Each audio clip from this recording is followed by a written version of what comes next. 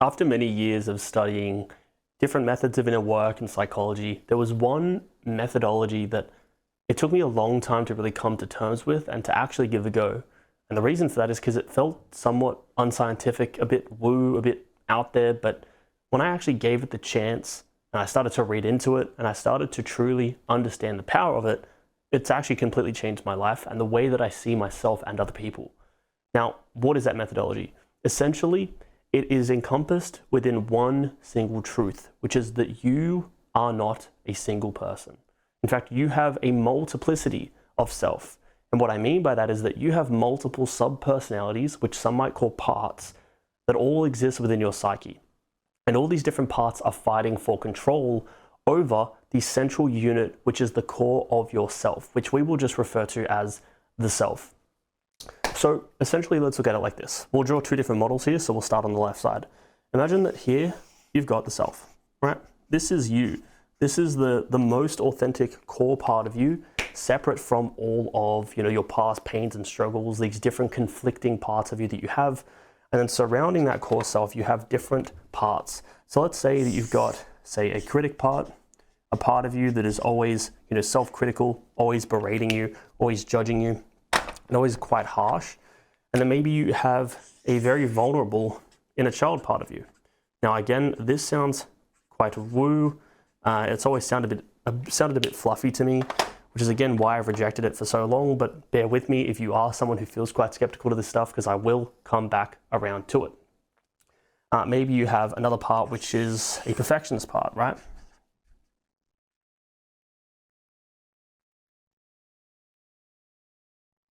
Now, the most common example I can use to paint this is perhaps you have one part of you that wants to get into better shape, right? They want to go to the gym, they want to eat well, they want to be consistent, they want to go to bed on time, and they have these goals set and they truly, authentically want them at their core. But then there's another part, for example, which we might call the rebel, who wants to, watch Netflix, scroll Instagram, eat ice cream, and not go to the gym and do fucking nothing. And what you're going to find if you have those two parts within you is this internal conflict where you're trying to convince yourself like you've got an angel and a devil on each shoulder, each of them trying to convince you of the opposite thing. One side, you've got the angel who's trying to say, yes, go to the gym, do the hard thing. I know it's going to suck, but you should do it because we want this goal. The other half is trying to say like, no, fuck that. Sit on the couch, scroll Instagram, eat ice cream, go get McDonald's, order Uber Eats. And so there's this internal conflict. And the reason that this happens is because these parts become merged and entwined with the core self. So I've drawn these circles as separates. And we'll come back to this one, but I'll actually redraw this on this side. Except, and again, this is the self, just to be clear. But instead what you'll see is this overlapping effect, where these parts are actually merging with the core self.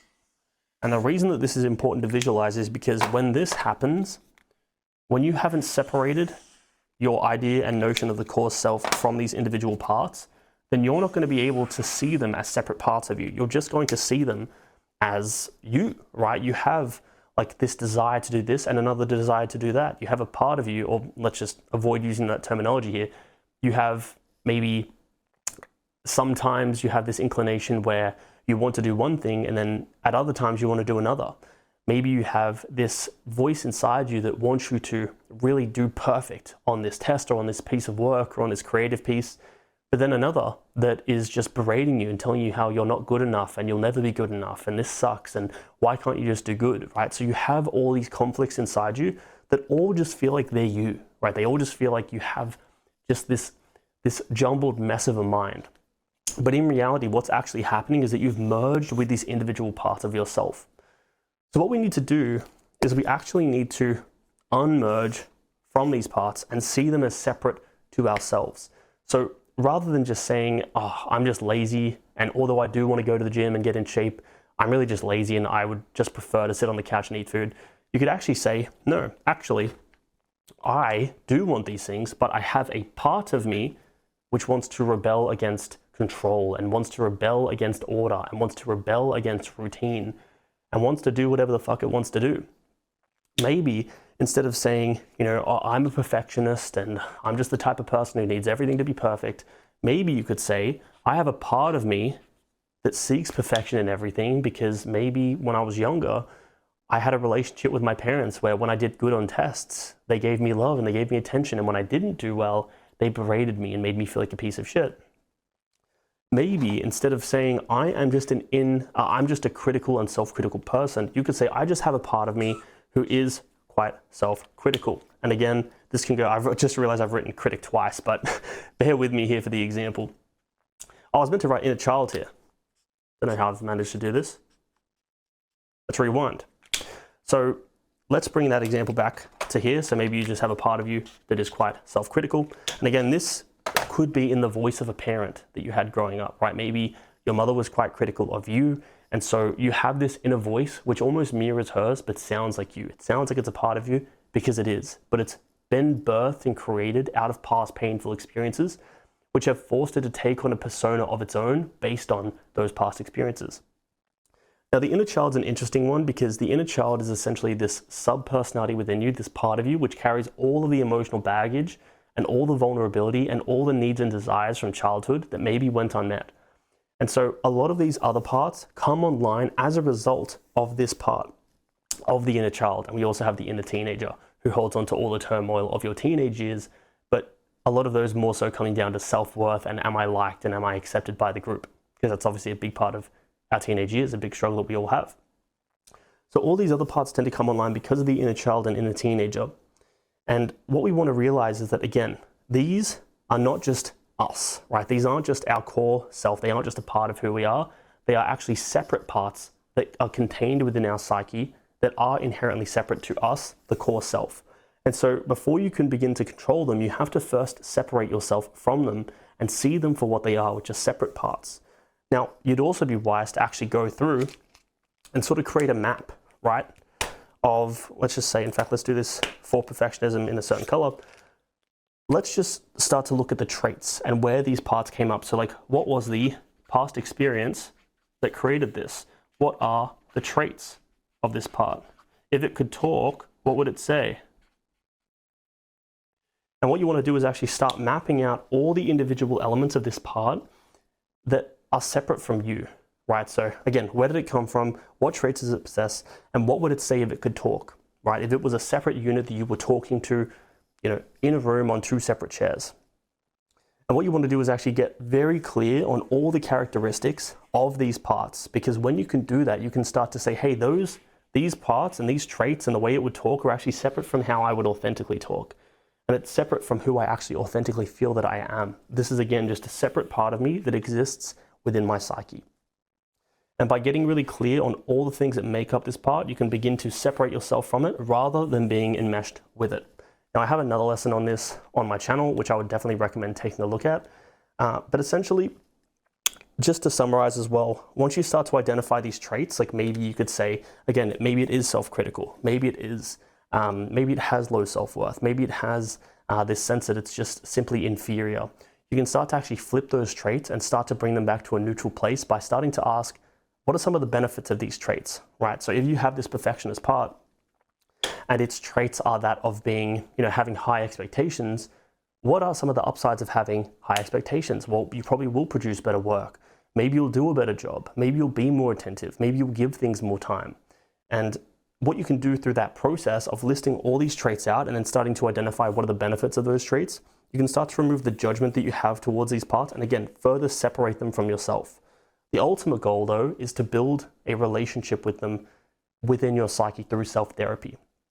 Which is, again, if you were to picture in your mind a part on a separate chair from yourself sitting opposite you, and you were to have a dialogue with that, what would it want to tell you? What would it want to tell you about its needs and what it really wants?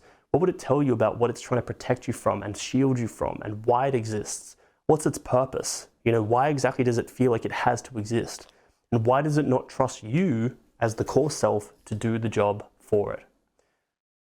Once you can really go through this process of not only understanding at a base level and a foundational level what these traits are and what this part is, but once you can actually start to have an inner dialogue with it and actually start to understand it at a deeper level, just like you would understand a friend, right? Because it's one thing to understand the base level characteristics of a friend. It's another thing to understand how they think and why they think that and what they believe and all the intricate details of their inner world.